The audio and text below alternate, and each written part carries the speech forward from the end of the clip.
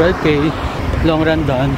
This is my first time to do the navigation in my GPS watch. So, dahil first time, nagkaligaw-ligaw pa tayo.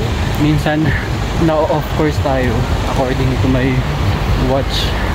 Pero, no worries kasi kabisado ko naman tong lugar. That's why, hindi ako masyadong maligaw. And, yun, tuloy-tuloy pa rin yung run natin.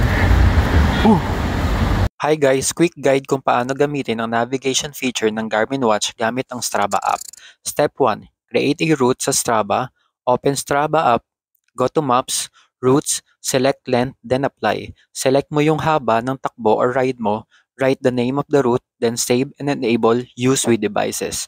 Step 2. Sync to Garmin. Sa Garmin Connect app, go to Training, Courses, select the Strava route, tap Send to device of your Garmin watch. Step 3. Gamitin ng route. Sa watch, select Run, press up for 3 seconds, go to Navigation, Courses, piliin ng route, then tap Start.